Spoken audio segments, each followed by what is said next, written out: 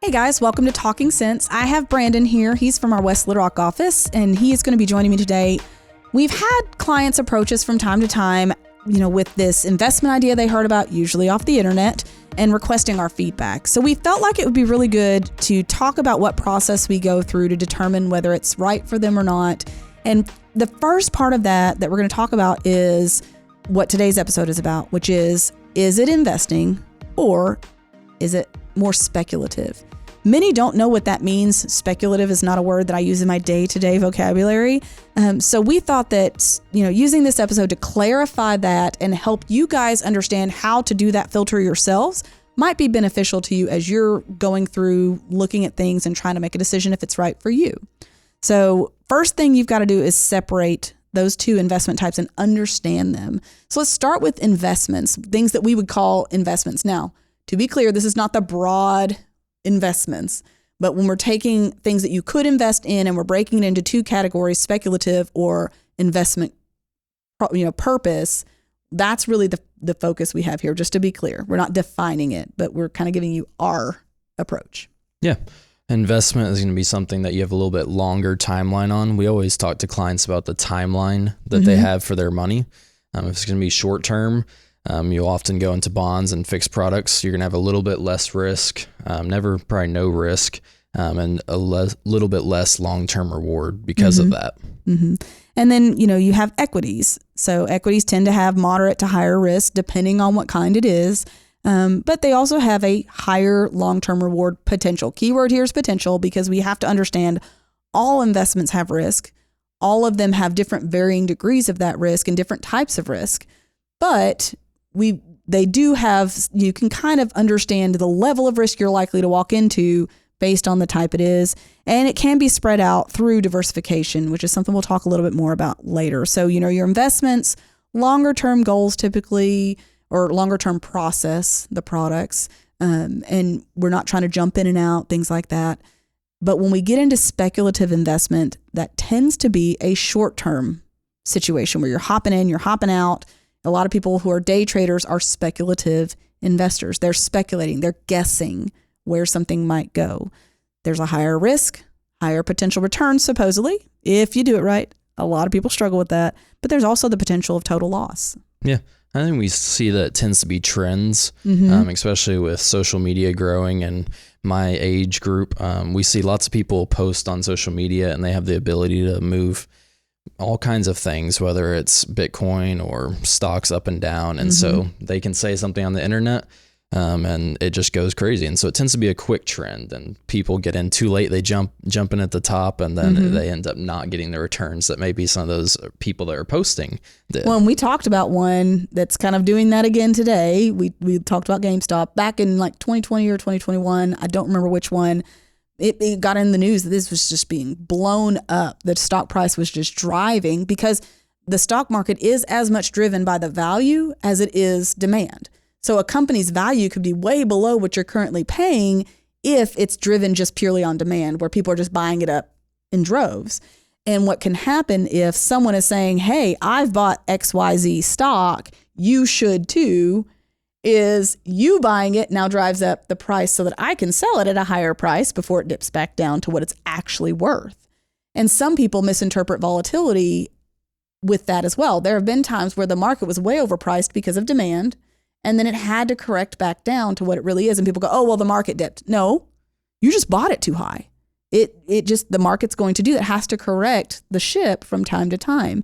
But with speculative investing, that can be huge shifts. Penny stocks, you mentioned Bitcoin. There were thousands of companies that failed just in the first year when Bitcoin became a thing. And there were a lot of people that made a lot of money. There were a lot of people that lost a lot of money in that. So that would fit that category. So, is it something that's been sustainable for a period of time? Chances are it's probably an investment there. Not that it can't fail, because there are still companies that fail. I was shocked as anybody else was when Toys R Us closed its doors. Enron happened overnight. So companies can still fail. There's still risk. But if it's an established company that has a long track record, it's not really considered speculative like what we're talking about today. So that would be the first measure. Do you, is it something that is kind of new and trending, or is it something that's been around for a while? The other thing to understand about whether you're investing or you're speculating is understanding your behavior. There's some challenges related to investing, and the biggest ones are usually behavior based. Yeah. I think with investing, you got to know yourself. And when you come down to it on the speculative side, it looks nice because you have the ability to maybe get some really high returns. But you also have the ability to just about lose everything you put in. And so that's kind of how you have to look at it. If you're going to get into something, it needs to be kind of your Vegas money, money that you don't care about losing, and set a limit on that too. Because it can derail your goals if it doesn't pan out. I think there are people who've been, the phrase that comes to mind is snake bit. They tried it, lost a ton, or tried it a few times, lost a bunch, and then they're scared to invest at all. And it's complex and difficult to understand some of these products out there. There were, a lot of people that when Bitcoin came out, they wanted me to invest in it. And I told them, guys, I can't understand it yet. I can't, with good conscience, put you in it. You can go to another resource for that, but I want to understand it before I'm letting you invest through me, because ultimately I have to be a fiduciary for my clients. And then, if it does pan out, you could realize a large gain and you're stuck. We had a client a potential client. They ended up not coming to us. They had made a ton on Bitcoin. They had a great experience. But if they liquidated anything, they were going to pay a ton of taxes. And that's why they're not our client. They asked us how to protect them from paying taxes. And we're like, you can't avoid taxes on gains. Yeah. It's something you're going to have to deal with. But they had like this huge amount that they couldn't touch. So what good was it to them? So that's kind of the speculative side. But when you look at investing in general, there are challenges, in my opinion. You can try to time the market, and trying to get that buy and that sale just perfect is really difficult. Even for me, I live in this environment. I do this every day. I don't try to time the market because it's just too hard. Yeah, neither do I. I follow a couple companies, and that's more than enough to keep up with. They're just ones I'm interested in, and there's always another article coming out, and their price shifts from, you could look 1 hour and the next hour is completely different. And there's a lot to keep up with. So, and that's why I think a lot of times, if someone's been snake bit by the market in a true investing situation, think back to 2008, they saw their 401k or their investment account drop by 40%. Many people will sell, and then often they're scared to get back in. And so what happens is they wait too long. They sold while it was down, and then they wait too long to get back in to be able to ride it back up fully. So it's really important to understand your behavior in that, and try to kind of pause when the market is being volatile. Ask yourself, am I well diversified? And if I am well diversified, then I've done what I can do to deal with the risk. So don't try to monkey with it too much would be my suggestion. Again, we can't guarantee success. Nothing is guaranteed in investing, but there are some trends that you can pay attention to. The other thing, we talked about it a little bit, but I want to go into more detail, is maintaining a diversified portfolio. Sometimes in investing, is one of the challenges that people have is they'll come to you and say, well, the S&P did 32 and I only got 25. And I'll say, well, you're not invested in the S&P. Yeah. We're not just doing the S&P because there's some issues with diversifying if that's the case. And you were explaining to me some statistics you recently looked up on that, which is kind of shocking. Yeah, we have clients that come in and compare that all the time, and we want to just go back to the fact that right now, as of the end of April, the S&P 500 was made up of the Magnificent Seven, which made up 29% of the entire S&P 500. And so if you have a money manager and you're in a model or a portfolio that we choose, and they don't have that same conviction towards those same 7 companies, they don't think they're going to be the ones to go with for the next however many years, then if they do really well, you might not see quite the same return. But on the other hand, if they do really poorly, then you may not see the same downturn. Yeah. So some people may not know what the S&P 500 is. It's basically the 500 largest companies that are accounted for there. But what you're saying is 25% of the market share, the size of that is really just 7 companies. So you really couldn't be diversified if you're doing the S&P 500 only. And it is important to have some diversification to help spread out your risk as much as you can. So you're not necessarily going to get the same returns, but you're also not necessarily facing the same level of risk. So it's important to understand your behavior and take steps to manage that regardless of which way you're going. And we're going to talk about that too. when do I need to do one over the other? You alluded to this before, but the joke I say is use your Vegas money for speculation. If I can lose it, then it's not a big deal. Yeah. When Bitcoin and those things came around, I had a class in college and we did a lot of talking about it. And so I took a very small portion of my money because I wanted to understand it at the time. I planned on going into finance. And so I took a very small portion. And I jumped in probably at the high of all of them. And so I'm still down years later. But just hanging on to it, hoping for the best. It was a great learning thing. I got to watch it and just diversify myself, and I still saw the losses. So when I did that with a small portion into an individual stock, it wasn't necessarily even a risky company, but I tend to use mutual funds. I like the idea of having somebody manage that portfolio, even internally, for myself. Not saying that's good for everybody, but for me, that's something. But I bought some stock in a company here in Arkansas, just as like let me see how it does. I bought a few shares. And the thing to remember is if I lost it all, it wouldn't matter. I made sure it was a small enough amount that it didn't matter. So if it's something where you want to try a new trend or you want to, kind of reach out there and do something out of the ordinary, what I would encourage you to do is use what I would call your Vegas money. I could lose it all and it would not matter. The other thing you have to understand about whether to use one or the other is your goal.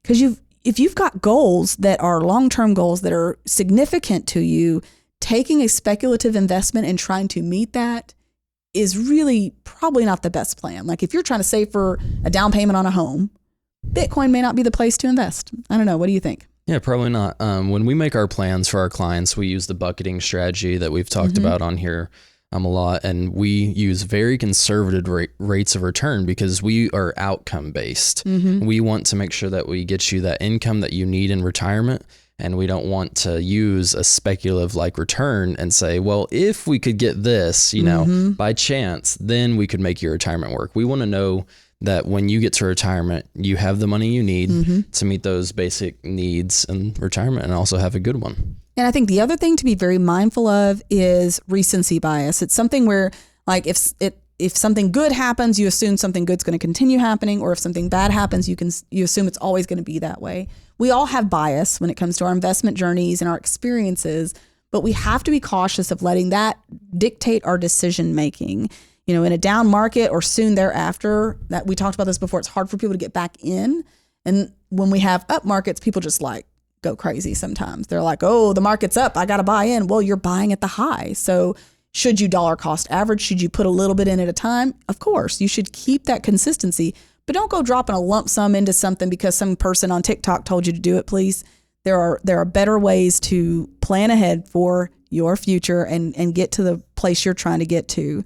Well, we've reached the end of this topic, but it is time for our 2 cents. I'll let you go first, Brandon. Yeah, I'd just like to say we're not against speculative investments. We've all done them just to play on the side, and it can be fun, but you have to know yourself and how it's going to affect you. If you're going to get in there and lose a lot of money and not ever get back in, then it might not be a thing for you. But you also have to be careful that if you do make a lot of money, just know it's not going to happen every time you do it, and not to just get greedy about it. That's a good way to put it. Yeah, that recency bias can make you greedy on either side. All investments, as I've said before, have inherent risks. No strategy guarantees success. Past performance is not indicative of future results. We hope by helping you understand what you're getting into before you get started, though, that you can make a confident decision about your journey and about speculative investing, whether that's going to be a part of it or not, so that you can find true financial independence, because that is truly our goal for you. If that is something that's important to you, you're just getting started on your investing journey and you want to learn more, this show is for you. That's why we created Talking Sense, to help you learn about these concepts that I know I didn't learn when I was growing up. I've learned them since I've gotten here, to give you a leg up to get you started. Another thing we've started here at Gem Wealth is what we call Spark. And Brandon is actually one of our Spark investment advisors. And the way that works is we're going to pair the technology, educational tools with a real life financial advisor and a low cost investing platform to help those new investors get going.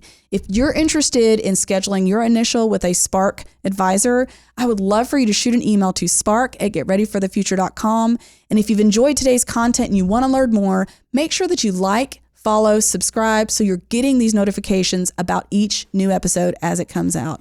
Thank you again, Brandon, for being here today. We hope you've learned something new, and we'll catch you again next week.